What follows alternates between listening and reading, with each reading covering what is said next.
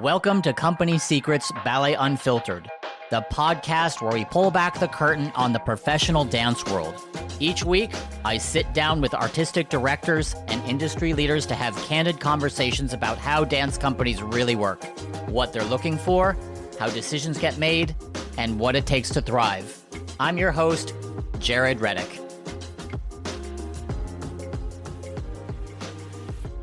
My guest today is Susan Jaffe, a person who needs no introduction, but I'm going to run it down anyway. She's the artistic director of American Ballet Theater and one of the most celebrated ballerinas of her generation.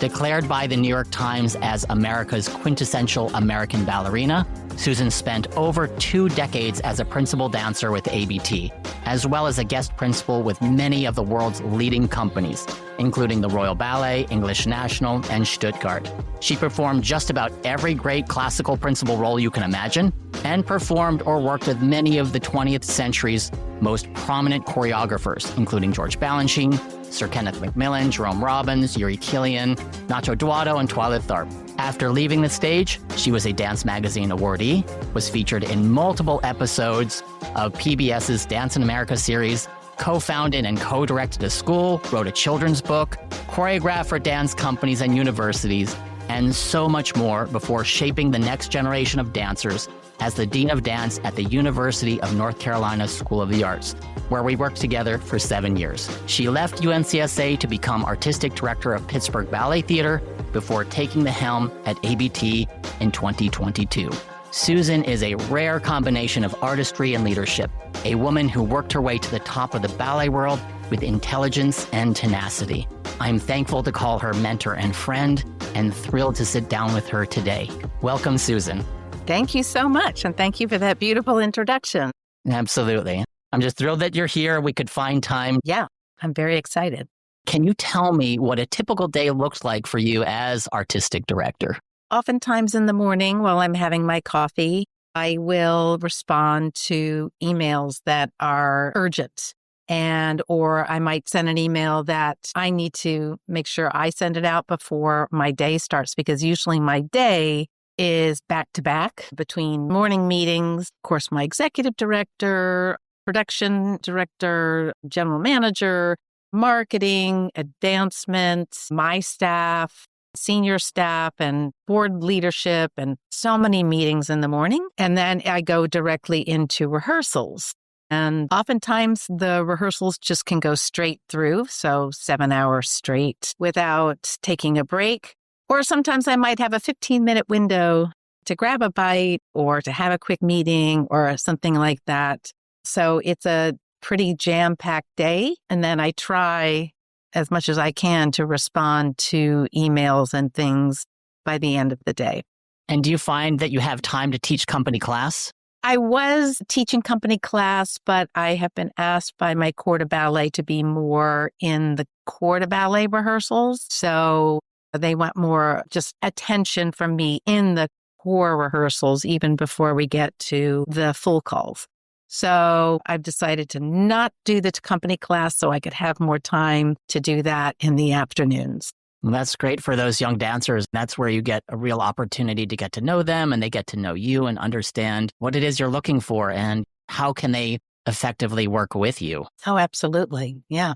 In terms of the season, how do you approach curating your season? You're going on your 3rd full season, I believe. Is that correct? Correct. And so you must have 3 to 5 to 7 years of programming already planned out. So how do you go about that? Well, each season has a flavor, and, there's so many factors that go into creating a season. But one of the things that I learned, particularly from UNCSA, my time there, was that the mixture of ballet and contemporary, or ballet and contemporary ballet, is much more interesting, let's say in a rep program, than just all ballet or just all contemporary dance. So I do believe that the eyes get tired. If you see 3 2-2 backs in a row, you're going to just start to feel like, wow, this is all overwhelming. But if you go from tutu to contemporary, or to contemporary ballet, back to a tutu, whether it's a long or even it's just something that's highly technical, then you remain fresh while you're watching a program. But like, for example, going into this particular fall season, it is our 85th anniversary. And so in some ways, there are a lot of works that are sort of a retrospective of who ABT has been, what has shaped ABT into the company it is today, and what do we do moving forward. So one of the programs is a full Twyla Tharp evening. And not only because she created 16 works for ABT, but she was a pioneer as a famous, sought-after female choreographer. And it's her 60th diamond anniversary in that role. And because we're in our 85th anniversary, I thought it was appropriate to do a full Twyla Tharp evening. We have 4 different programs on our 3-week season. So then there is one called ABT of the Past. Imagine walking into the theater in 1943 and you're going to see Les Sylphides, which we haven't seen in a long time. You're going to see something by Agnes de Mille. So we have a Rodeo as the closing number. And you're going to see something by Anthony Tudor. These people shape the innovative aspect of ABT, not just, we do all the classical work, all the major dramatic works, etc., but the innovative short ballets, they really started that as pioneers at that time. So ABT of the Past, that's what you're going to see. Then you're going to see something that is much more present, which is Kingdom of the Shades. Then we have various pas de deux, and then we end with third act Sleeping Beauty. So this is really who ballet theater is, what we hang our hat on as far as what's our brand. Our brand, we're a classical ballet company. That is our brand. And then the third program is things that have been choreographed on ABT. Great choreographers who have choreographed on ABT. So we start with Balanchine's Theme and Variations. That was choreographed on ABT, I believe in 1947. Alexei Ratmansky's Serenade After Plato's Symposium, which was choreographed on ABT and one of his best works that he did for ABT. And then we are finishing with a brand new work by a very well sought after choreographer, Giuliano Nunes, who has been choreographing all over Europe. And he's an artist of color. So I like that because that sort of lends to my idea that seasons have to be well-rounded by many different voices, not only by the voices of the past, but also female choreographers, artists of color, so that we get a beautiful array of offerings. And Giuliano is an extraordinarily talented choreographer, and his work is very, very challenging. So I'm looking forward to seeing what he will create for ABT. That's why, for example, this particular season has this flavor to it. And then so every season will have a different flavor as we move forward. But so just to say that I really think about what should shape a season and why is that season important at that moment in time. Just picking up on the thing about theme and variations, something that I learned in my career was that I didn't realize that Theme and Variations was choreographed on ABT, not New York City Ballet. And if you look at them, the 2 different versions, they're slightly different for each company. Yeah.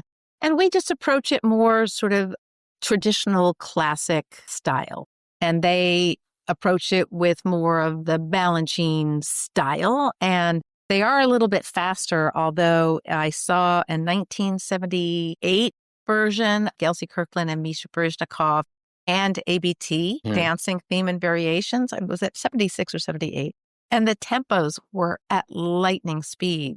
And so we actually took theme to Korea last March or April, and the dancers sort of get a head start on that because we have a jam-packed season that's hard to rehearse everything. So I wanted them to get that already under their belt. And I said to everybody, we are going to go back to the original tempos of what ABT used to do, because if they did it in 1976 or 78, we can do it today. So it was very exciting. And we have some wonderful dancers that can really tackle this with complete aplomb. So it was a lot of fun seeing that. So I look forward to seeing it again. That'd be fun to see, yeah. And I don't know that some of those old videotapes, I'm convinced with some of them, when you look in the 30s and the 40s, those videos that are there, I'm convinced that they're just sped up because some of those dancers are moving so fast. Yeah. I mean, I think some of them are. I think just because of the way, not because people are trying to speed them up, but Yeah. because of the way cameras worked back then. I like when you see an old movie of Ulanova in Romeo and Juliet, it's very fast. Mm-hmm. So it's not really in real time. Yeah. So let's just move on to kind of the nuts and bolts of what this podcast really focuses on and really understanding, pulling back the curtain on the audition and hiring process. Right now, how many dancers are in ABT? Approximately 85. I didn't count them. I think it's 85 or 86. And then how many weeks of work do the dancers currently have? 36. 36 weeks. And approximately how many performances per season for this coming season? We usually have approximately 17 weeks per season of performances. Okay, 17 weeks per season. And then for a new dancer coming into the company, what is their starting weekly salary? Our general manager has that information. Sorry, I That's cannot okay. recall. We can come back to that. I'll put it in the show notes. And then, of course, you have the studio company. Do you know how many dancers are in the studio company for this upcoming year? Always 12. Always 12? Okay, that I didn't know. Or at least we try to get 12. Maybe some years they don't get to 12, but it's a 12 cap, but usually it's 12. And then in terms of auditioning for the company, I see that you do some in-person auditions in New York, I believe. But do you also take video submissions from dancers? We do. Well, what we normally do is the video audition will come to my staff, and then they will sort through what they think would be of interest or of the level of ABT. And then they send it to me. And then I look at it and I decide whether or not that person should come and take class in person. Because somebody can look really amazing on a videotape, but then when they come and they're standing next to potential colleagues, then that's a real measure. Or, do they add up? Do they have the strength? Do they have the coordination? All of those things. And some people do. Last year, I hired one dancer who sent a videotape. She came, she took class, and I thought she had great potential. And so I said, okay, I'd like you to work on these few things, but I'm going to hire you short term, and then we'll see. And she got a renewed contract. So it worked out. So it is possible to be hired from your videotape, so to speak, through your process. Yes. And then you do have that one audition, is that correct?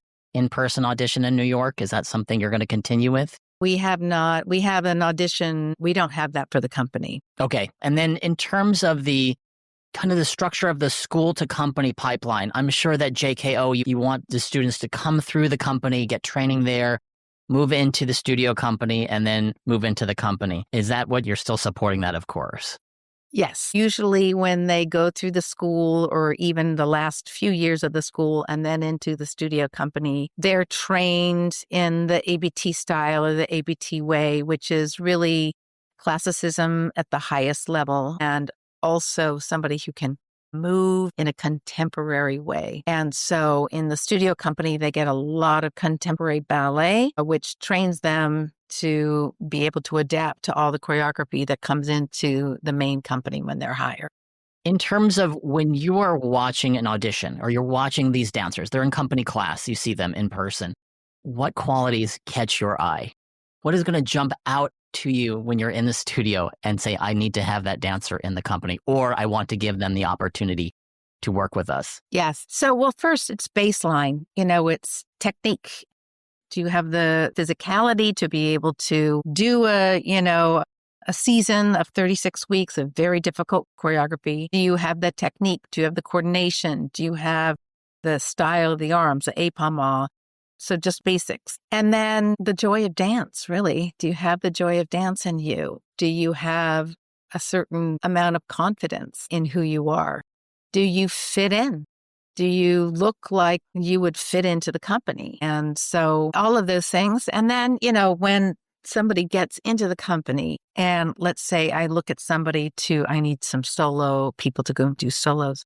It's always the people, because everybody at ABT is a fantastic dancer. Everybody. There's nobody who's not a fantastic dancer. And when you think about that, there are only 2% of the population who take ballet get into professional companies. Just think about the percentage of that of actually making it into a professional company. So when somebody does make it into a professional company at the level of ABT or the Royal Ballet or the New York City Ballet or any of those major top companies, you are at a very small percentile of dancers and you are excellent. You have excelled above everyone else. So that's the baseline. But when I'm looking for a soloist, they have to have something extra. More musicality, more point of view, more presence. It's not just technical that I look for at all. Somebody can be an amazing technician, but don't have all the other ingredients, and they will not progress. They may be a very, very good, amazing core dancer, but they will not progress. And, I'll have dancers come to me and say, I'm really ready for the next step. I'm really ready to be pushed. And if I think they are, then I'll say, yeah, actually, let's try you in this and try you in that. Or I may say, okay, here are the things that you need to work on before I will think that you're ready to be pushed. Like, I need more presence from you. I need more point of view. I need more musicality. Whatever it is, more attention to detail, whatever it is I think that they need, or more confidence, or whatever it is, I will say, here are the 5 things that you need to do if you want to progress.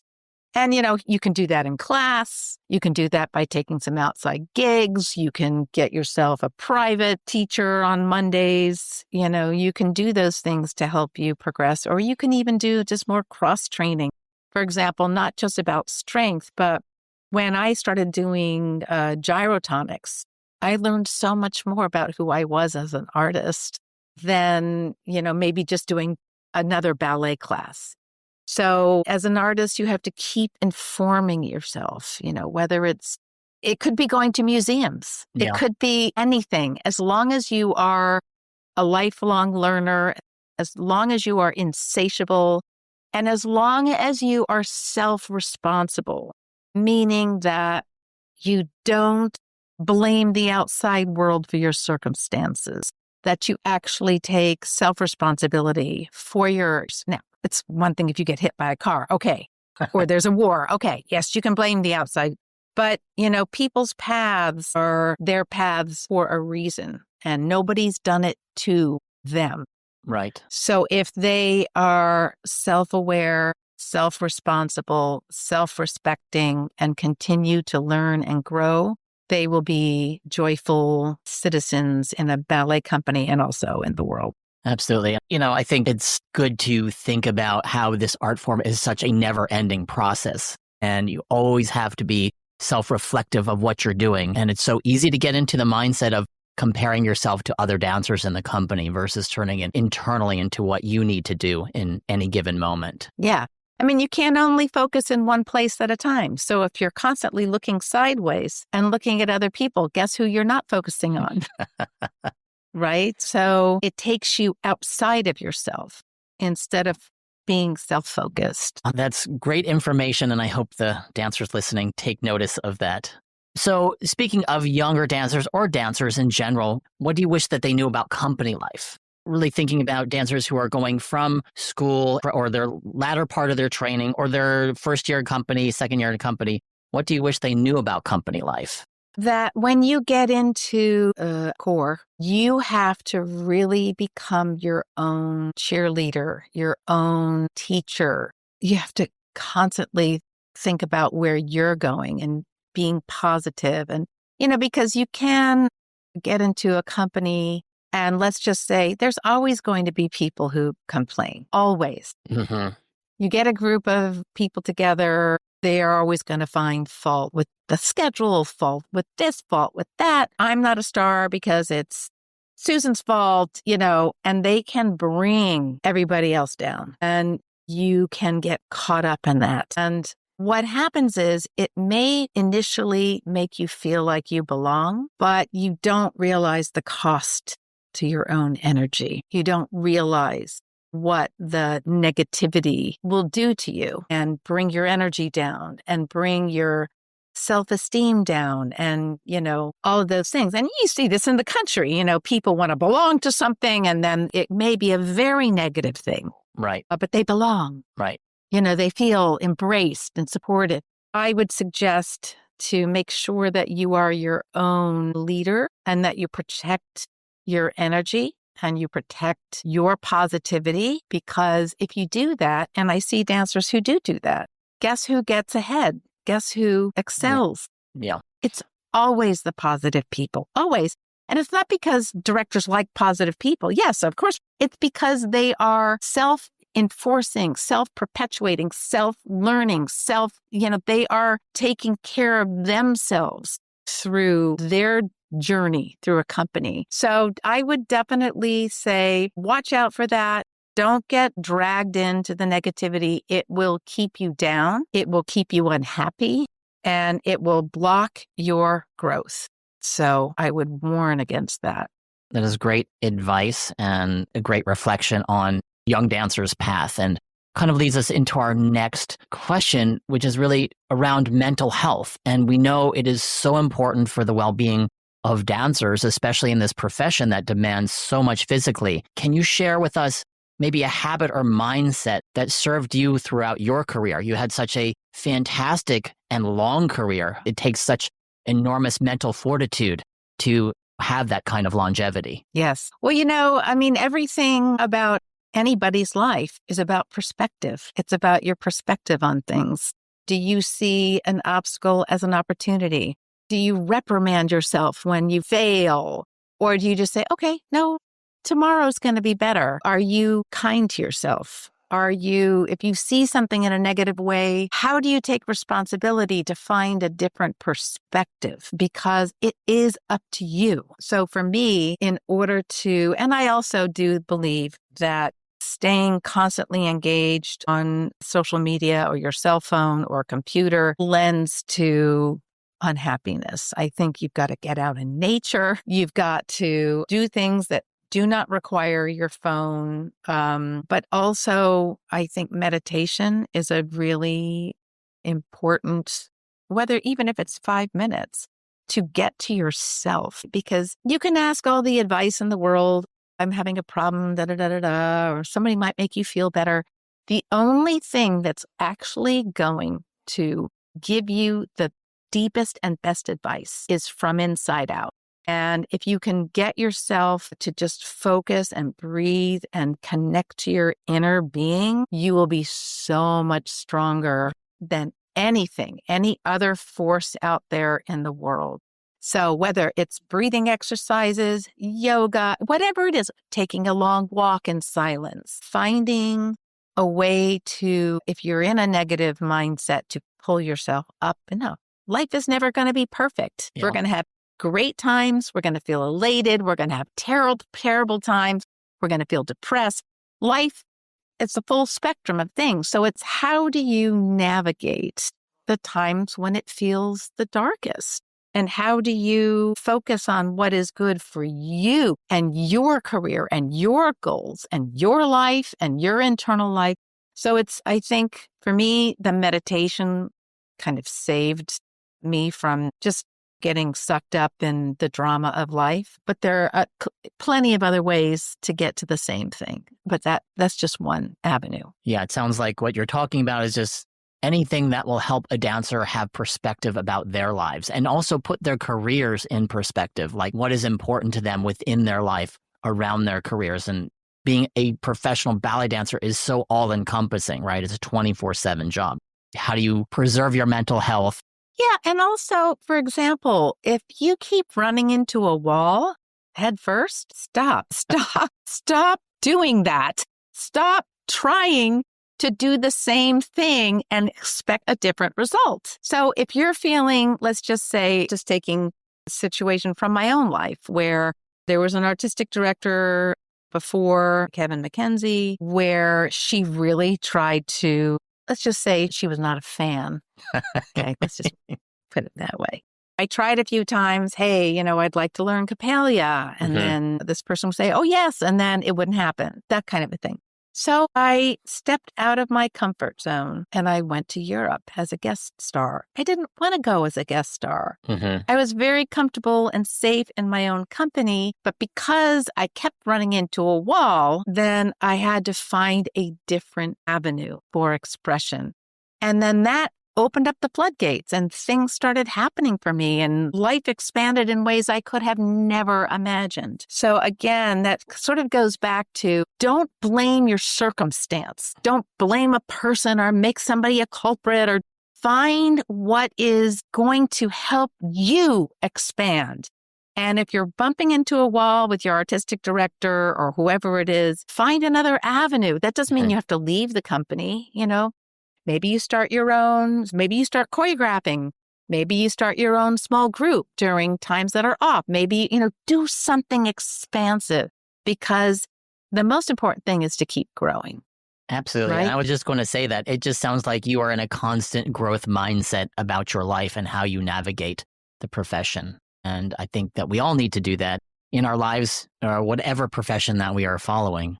So Well, you did that. You got an MBA, or you're in the I'm in the process of that.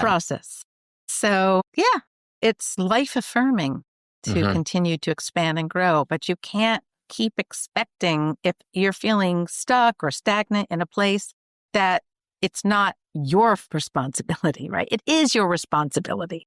One has to take the initiative to do something expansive and different. So, yeah, I just keep trying to emphasize that young people, all people, need to be responsible for themselves. We know that our happiness is our own responsibility. And that's what it sounds like you're talking about here, is how do you find their own happiness or peace, however you want to qualify that. Exactly. So in terms of when you were younger and you had this long career and you did so many things within the profession, did you envision yourself becoming an artistic director when you were a dancer? No, actually. And it was funny because every once in a while, somebody would say to me, oh, you'd be a really good artistic director, while I was dancing. And at the time, I was sort of insulted because I thought, well, why are you looking at that when you're not looking at, me as a dancer and all of these things? And so I always shrugged it off. And then I became a dean, and I was there for 8 years. I've known you for 7 of those 8 years. Sort of towards the end of my tenure there, I thought, actually, this is great training for artistic director, because you get such a comprehensive experience. You get the administrative side, the strategic side, the business side, as well as the artistic side. And I thought, this is great training. And then boom, I went to Pittsburgh and was there for 2 years. And then boom again, here I am at ABT. Yeah, I can imagine. I mean, it is, you do so many things as the dean of the school here, from curricular planning to programming to fundraising to marketing. It's all there underneath that umbrella. Absolutely. What's a dream project or collaboration you'd love to bring to life for ABT without revealing things you can't reveal at this moment? Yeah, I really can't reveal. I am working on a pretty major project, but I cannot reveal it. It's trade secret, and I'm so sorry I can't share that. Well, that's okay. We can certainly postulate on what that might be in the future. So there's so many different possibilities of what it could be. I like to end every interview with our final full circle question, which is, what's one piece of advice you'd give your younger self at the start of your professional career? Don't fret. It's all going to work out. I have a student who says that all the time. Oh, yeah? Don't fret. Don't fret. It's all going to work out. The universe has your back. It really does. And, again, it's self-responsibility, but don't fret. It's all going to work out. It's all going to work out. We're going to think about those words for sure. Well, Susan, I want to thank you so much for being here today. I really appreciate you finding time in your very busy schedule. We'll link to the company's website where everyone can learn more about what ABT is doing and follow their upcoming season, which opens in the fall with those 4 programs, which sound amazing. It's been such a pleasure having you. Thanks so much for joining me today. Thank you. If you liked our conversation here today, you can follow Company Secrets Podcast on all platforms and on our website, companysecretspodcast.com. Thank you for listening, because the stage is only part of the story.